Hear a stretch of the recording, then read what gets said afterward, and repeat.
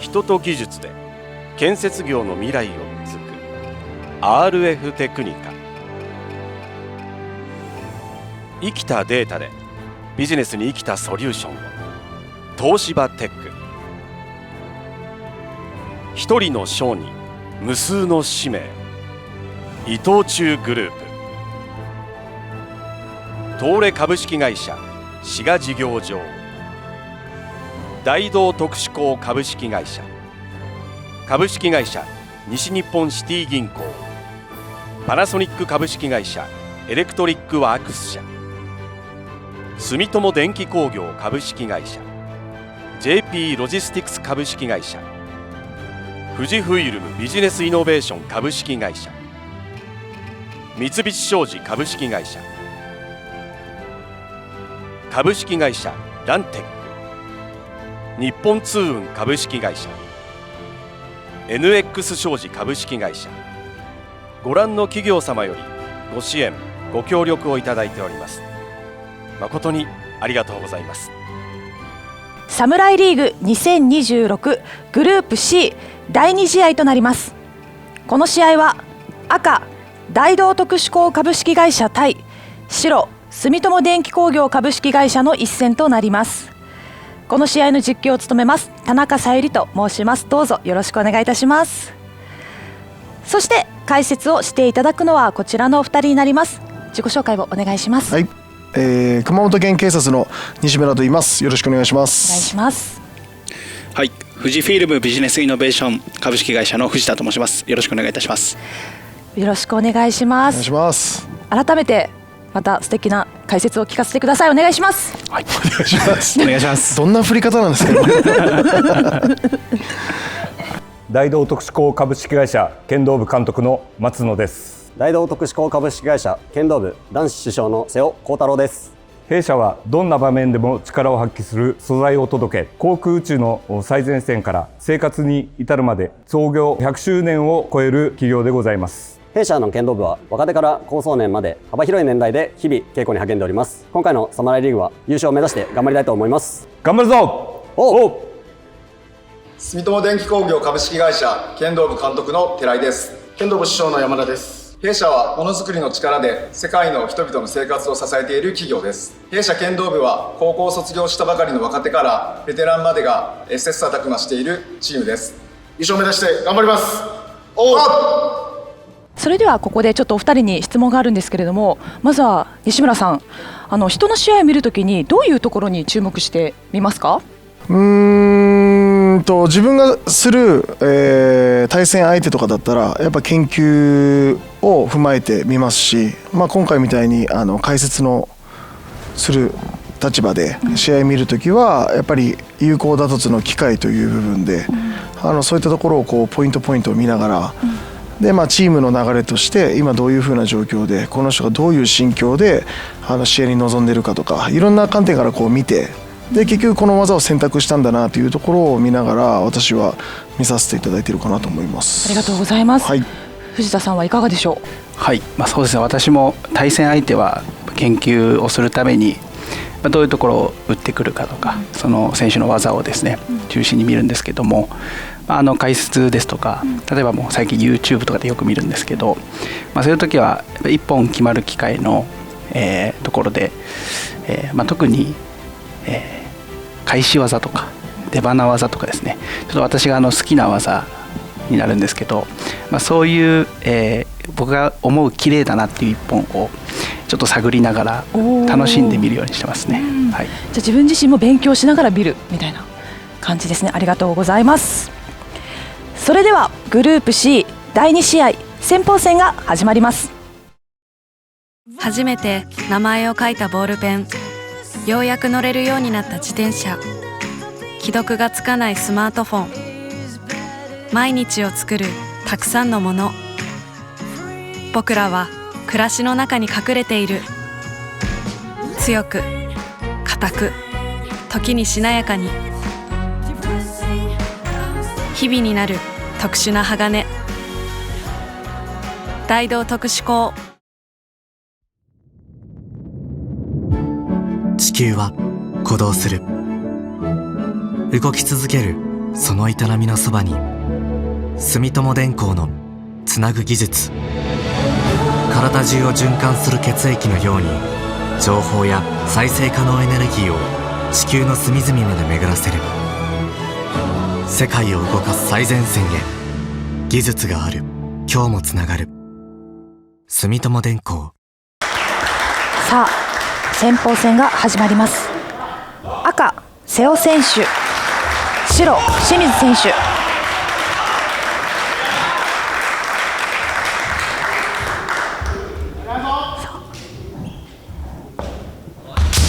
赤の瀬尾選手は出身県が愛知県になります。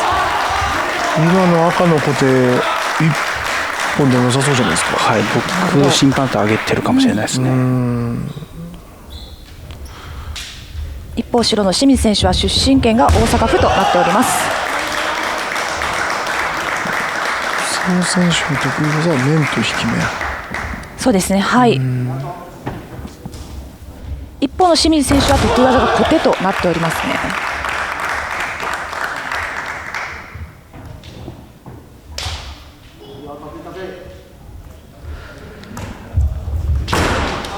西村選手、どのポジションも大事だと思うんですけれども、先鋒の特徴とかってあるんですか？まあ勢いを持ってくるというか、チームに勢いを持ってくるっていうところは先鋒でよく大事にされる部分ではありますよね。なので結構こう展開の早い、元気のいい選手とかを先鋒で起用することは結構多いかなと思いますね。西村選手は逆に先鋒とかあんまり行かない、今までやったことありますか？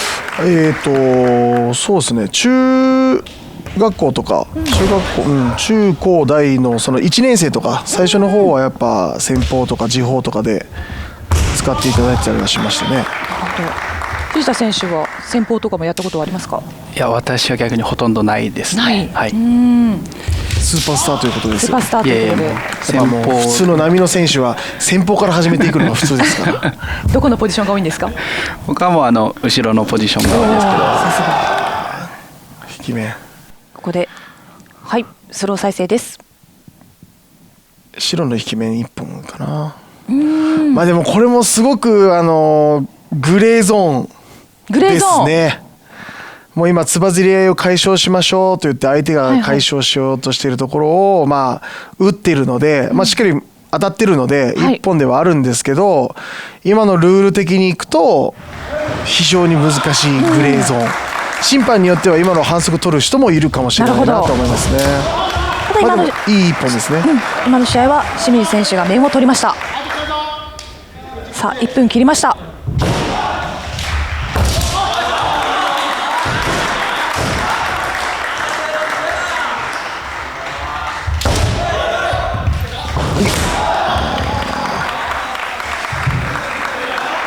相手が下がったところはやっぱ打っておきたいんですけどね。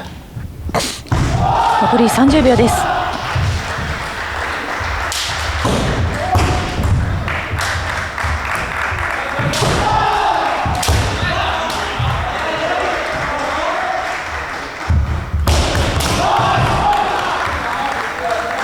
清水選手はもう無理せず、時間も時間なんで、選手がそうですね、難しいですよね、なかなか取り返すのも。ここでブザーが鳴りました。先鋒戦、瀬尾選手対清水選手は白の清水選手の一本勝ちとなりました。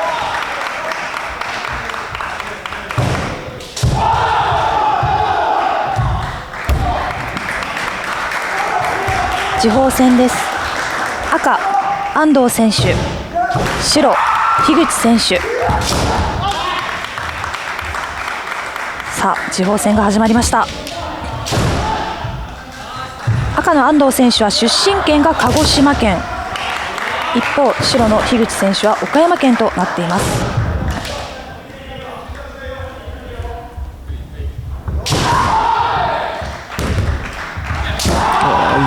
今の小手、西村さん、ちょっと当たってはいたんですけど、小手の筒、有効打筒の筒の部分からちょっと外れてたので、ちょっと一本にはならないかなというところですね。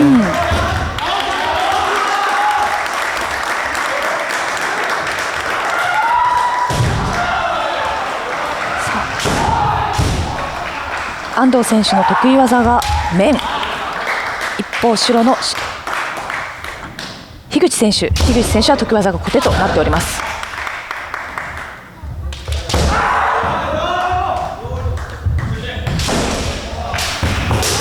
惜しい。今の逆動も抜けてれば一本になったかもしれないですね。ですね。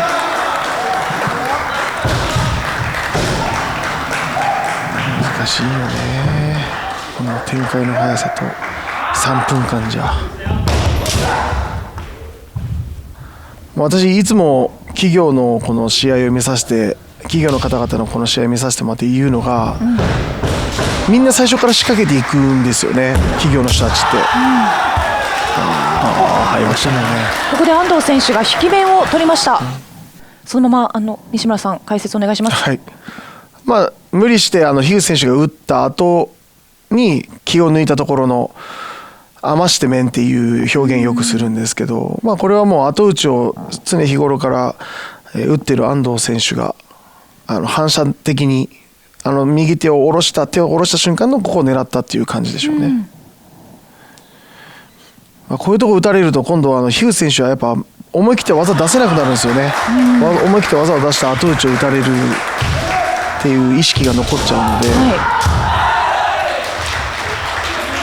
嫌なとこですよね、ああいうとこで打てるのは。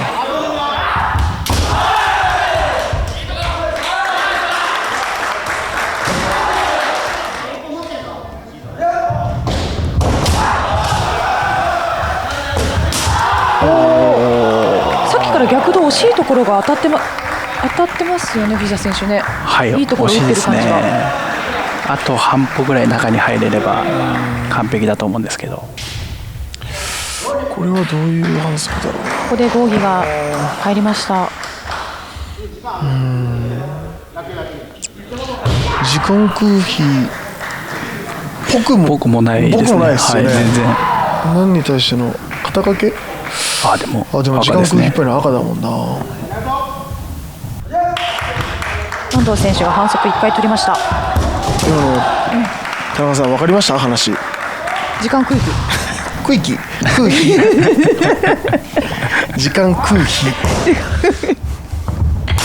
はい、1本持ってるので、安藤選手が、でも守ってて試合をこう公正にやるつもりがありませんよっていうのが見えたっていうところで、審判が安藤選手に反則を与えたのかなと思います。今日それにしてはなんかちょっと早かったですね。早いし、そんなに逃げてる感じも見えなかった気はするけどな。審判の判断が全てなので、文句は言いません。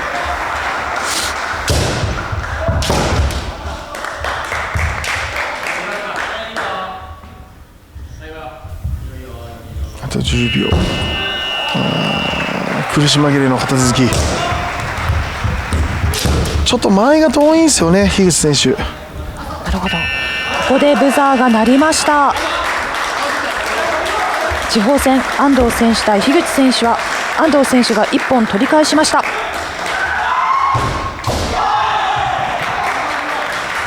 5勝戦、赤小倉選手、白寺前選手。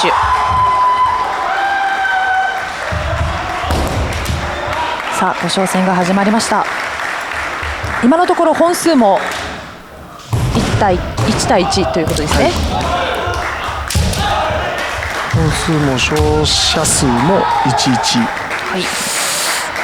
での5勝なので、順当にお互い同チーム両方とも、順当にこう試合が進んでるっていう感じでしょうね。両者ともに得意技は面ですね。藤田選手は同じ選手としてもうご存知なんですか？いえ、ちょっと私この2選手はちょっと存じ上げないんですけど、面識がないということですね。大会ではでもよく当たるチームの一つですね。頑張ってほしいですね、藤田選手に知ってもらえるように。いえ、そんな。でも寺前選手の実績も結構いっぱいブワーって書かれてますね。ブワーって書かれてますね。表現力全国高校選抜剣道大会団体優勝されてます。はい。まあ高校も名門桐蔭高校なんでやっぱ強いんでしょうね、おそらく。そうでしょうね。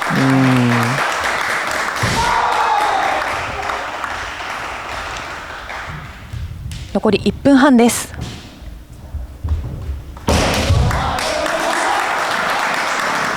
なんとも言えないこのどこで勝負しようと思ってるんだろうっていう感じですよね。まあ無理しないでいけるとこだけ行こうっていう感覚なのかもしれないですね。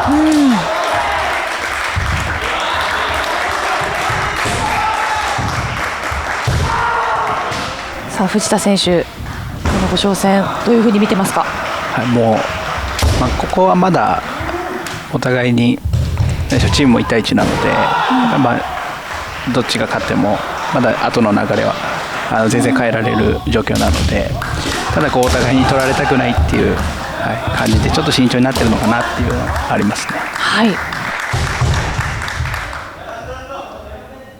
残り30秒です。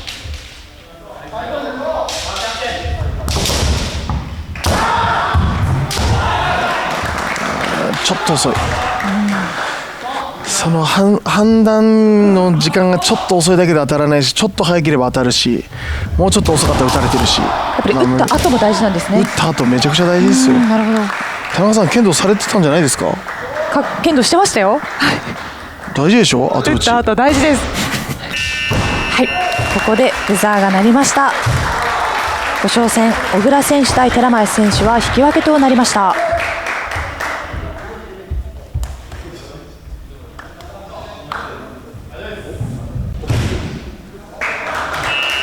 続きまして中堅戦、赤三留選手、白坂本選手。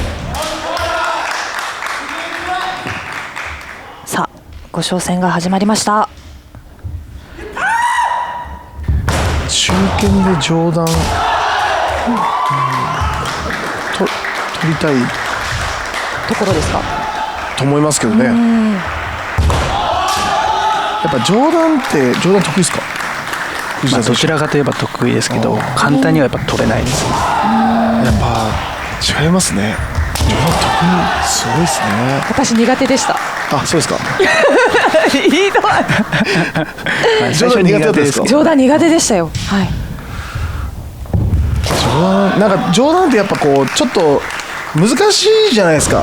この剣先が触れてないという、やっぱ異色の競技に感じるし、でやっぱ考えるとここ中堅で上段を持ってきて、相手がもしかしたら上段苦手だったら一本取れるかなっていうところで上段なのか、中堅って結構ポイント選手を置いてくること多いんで、上段選手を持ってきて引き分けで無難に引き分けで終わらせておくか。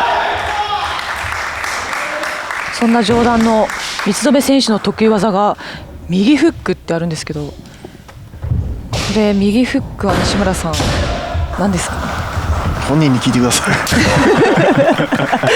なかなか右フックって右フック面みたいなす感じですかね。ごいユーモアたっぷりな方なんじゃないですかね。おそらく。一方の坂本選手は得意技が引き技となっております。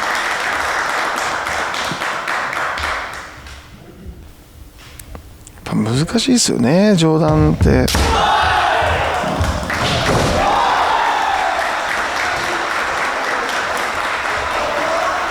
上段得意はどんなとこを意識してやってるんですか？ですね、余計な動きをしないというか。いいとこ。余計な動きをしない。上段やっぱ触れてないので、自分の手元が逆によく動いちゃったりするんですけど、なるべく動かさないようにして。西村選手は？私ですか？どういうことですかね。距離感。はい。距離を間違えない。中段同士だと竹刀が接しているので、市内の接したところで距離感って分かるじゃないですか、でも上段の場合って市内が接してないので目での距離感でしか距離感測れないので、距離感を1個間違えるとやっぱ片手面って結構もう打たれてしまう間合いになっちゃうので、そこの距離感をやっぱ確実に打たれない距離感を維持しながらやりますね。ここでブザーが鳴りました。中堅戦三留選手対坂本選手も引き分けとなりました。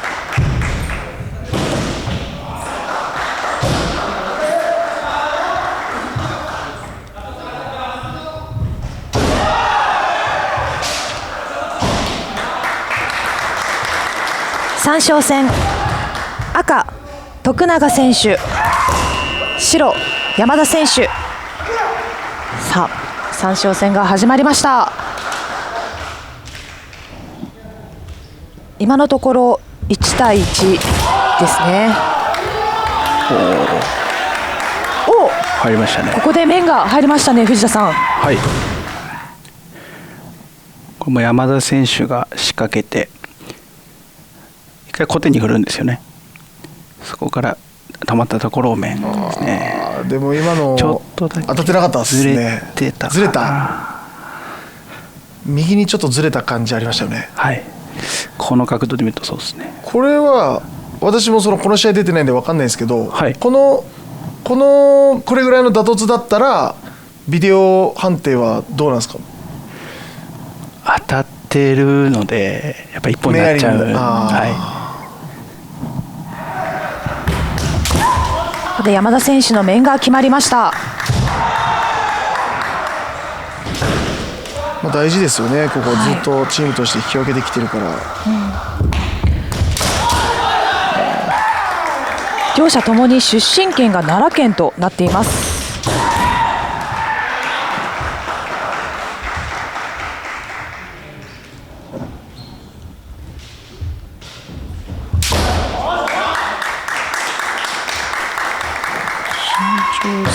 もう身長差がありますね。そうですね。はい、徳永選手、赤の徳永選手が身長177センチ、一方白の山田選手が169センチですね。山田選手は結構ガタイもいいですね。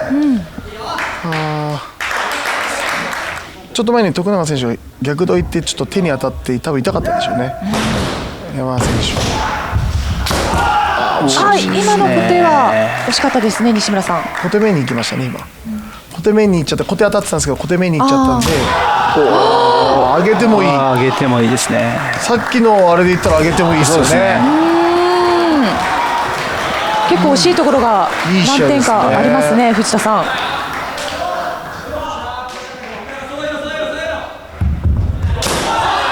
残り1分半です。ちょっとバタバタしてるから一回落ち着かせたいな、ここ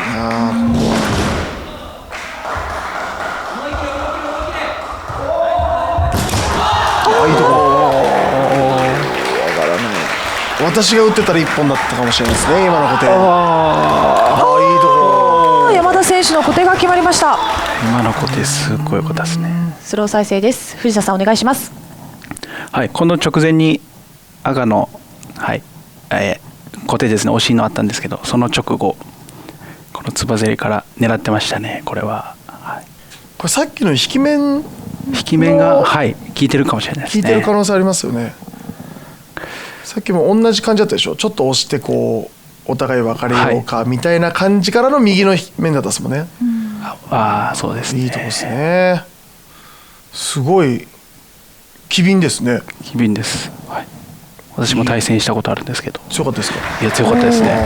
3勝戦、徳永選手対山田選手は白の山田選手の2本勝ちとなりました。さあ副将戦に入ります。赤千野根選手、白岡本選手。さあ今のところ2対1で住友電工業さんが有利となっています。千野根選手でかいですね。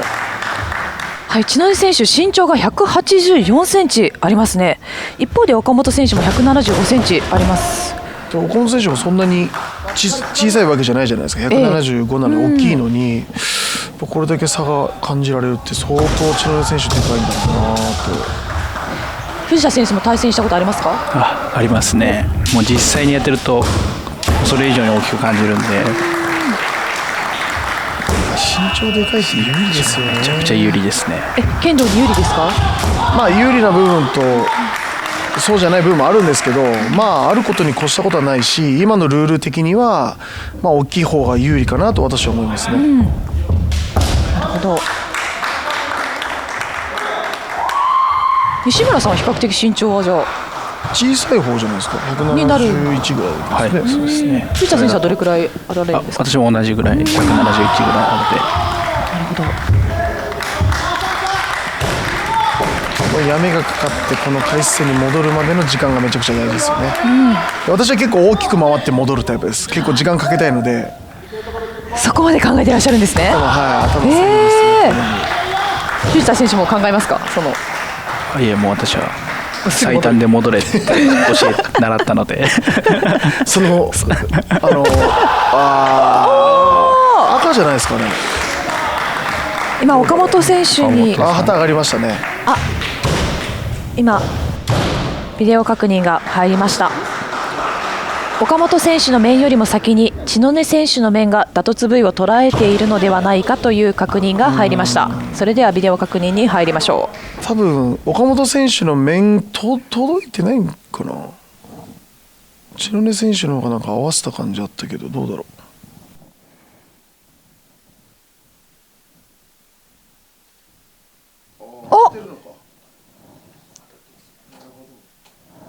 当たってますよね。はい。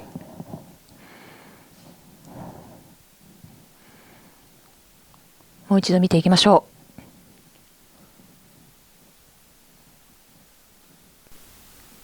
う。これ自分思うんですけど、千野根選手にあっぱれだと思うんですけど、私。それは当たってないのにあたかも当たってるように見せてる。私でも今見て赤の千野根選手の面の方が早かったんじゃないかと思わせるように見せたっていうことなんで、当たってないのに当たってるように見せる技術ってすごく大事なので、見せる力。このサムライリーグではビデオ確認のルールがあるからいいんですけど、ない大会だったら多分もしかしたら千野根選手の面に上がってたかなと思うし。なるほど。今も岡本選手の勢いある面が素晴らしかったですね。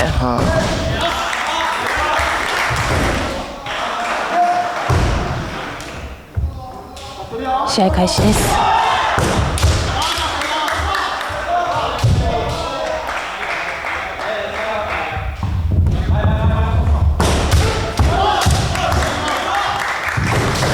1分切ってます。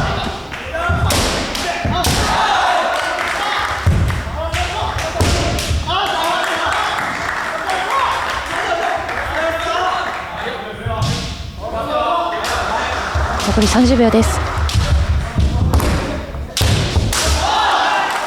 もう岡本選手はもうここはもう守りたいですよね、藤田さん。そうですね。もう守ればチームも勝ちなので、はい。千野根選手としては絶対取り返したいところですね。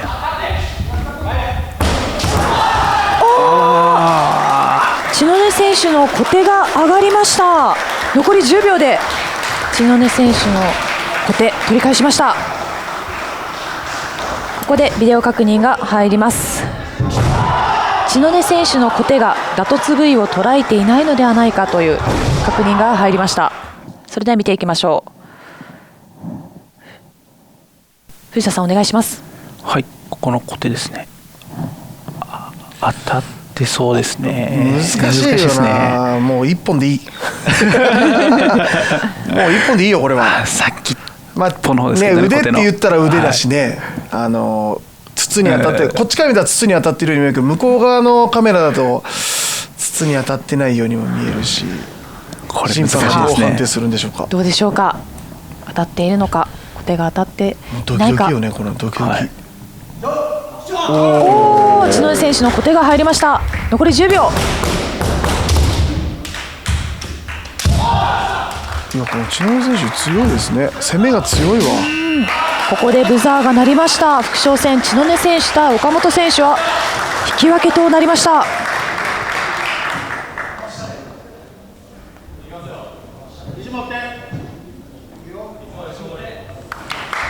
対象戦です。赤安藤選手、白川口選手。さあ対象戦が始まりました。スコア的には、今の赤の安藤選手が2本取らないとチームとしては負けの状況ですね。はい、なのでここは必ず安藤選手が2本取らなければいけないという。2本取ってもしかも代表戦そうですね。で勝たないと、っていうところですね。おー、いいところ。あー、とうちの面。おお。いや、いいところ打ちましたね。面が当たりました。とてもいいのにな。西村選手お願いします。川口選手固定これ1本、当たってたので1本しに行って抜いてるこれ。この固定を打った後にこの面を打たれるってことは川口選手普段の練習から固定を打った後抜いてるってことでしょうね。抜いてる。なのでこれからの練習では固定を打った後相手が引き技を打ってくる前提でやっぱ練習をすることが大事ですよね。そしたらやっぱ固定の方が生きてきますからね。ここでも後打ちを打った安藤選手の凄さが際立った感じですかね。先ほどから西村選手後打ち大事って言ってますもんね。めちゃくちゃ言ってますよ。ね、ああ取っちゃった。おお。安藤選手の引き逆度。藤田選手お願いします。はい。もうここは早めに仕掛けをして、もう完全に手元が浮いたところを狙ってましたね。多分普段から得意技としてる胴だと思うので、はい、スムーズに技が出せてますね。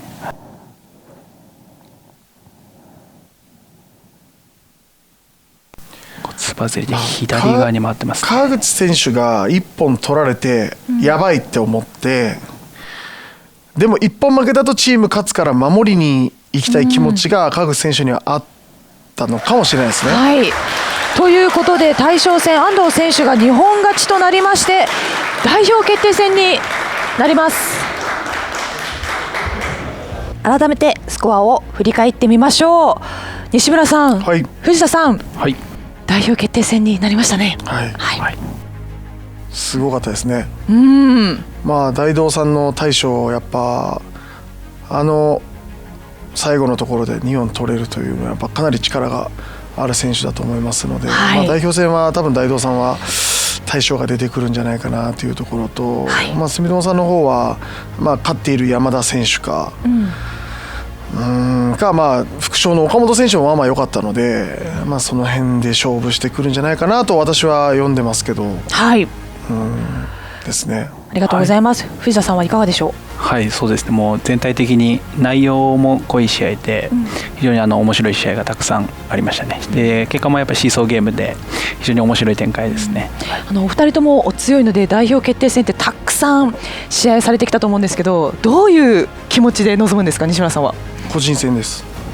代表決定戦は、代表決定戦はもう自分だけなので、試合をするのも、なので、個人戦のつもりで何時間かけてもいいので、自分のやれることをやってそれで負けたらしょうがないっていう感覚ですかね。自分を出し切る。ありがとうございます。藤田さんはいかがですか。そうですね。私も同じ感覚で自分の剣道を、貫くとやりきるという思いでやってますね。ありがとうございます。さあそれでは代表決定戦見ていきましょう。さあ代表決定戦が始まりました。赤は安藤選手、そして白は山田選手となっています。3分間の一本勝負、決着がつかない場合は判定となっております。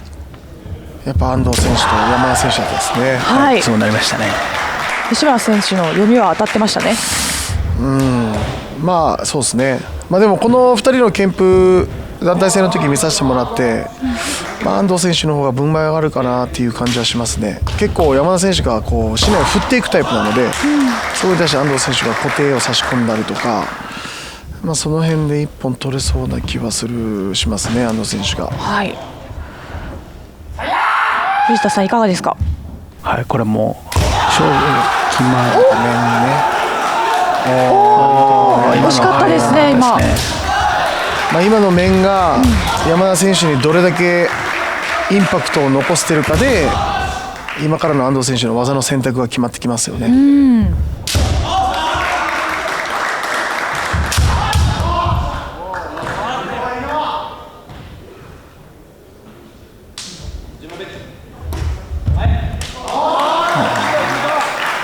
これ決まらないと判定になっちゃうので、積極的にいかないと。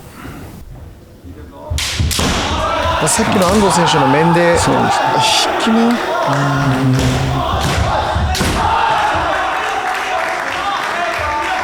ぱり代表決定戦の3分っていうのは藤田さん短いですか？めちゃくちゃ短いですね。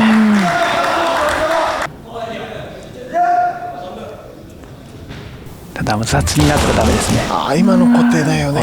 今の固定、西村さん私言ってましたよね、当たるって今の打ち切っとったら1本ありだったと思うけどな。惜しいところがあるということです。で今固定でも山田選手触られたから、もう一回安藤選手が序盤で面いいとこ打ってるので、はい、今の固定触ってるプラス最後もう一回面打ってきそうな気はするけどな、安藤選手がどうだろう。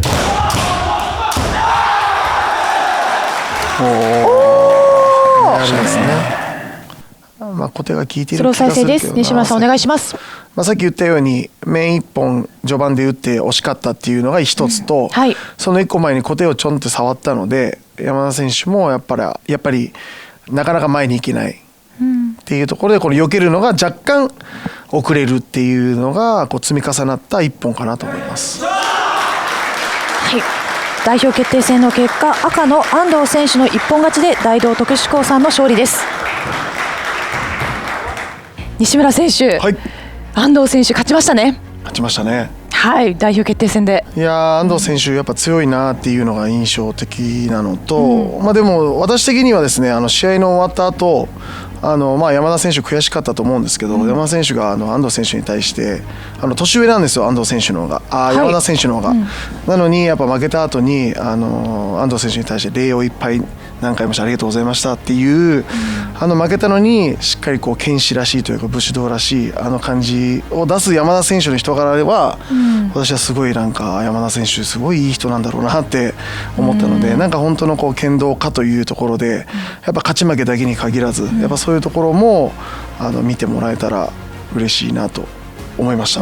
それも含めての剣道の魅力ですよね。そうですね。はい、ありがとうございます。藤田さんいかがでしょう？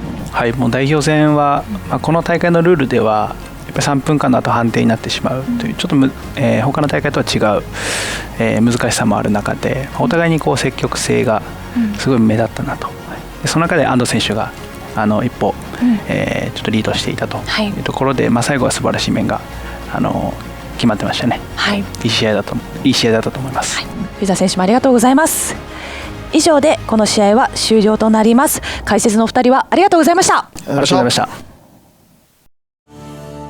より多くの方にご覧いただけるようにチャンネル登録、高評価よろしくお願いいたします。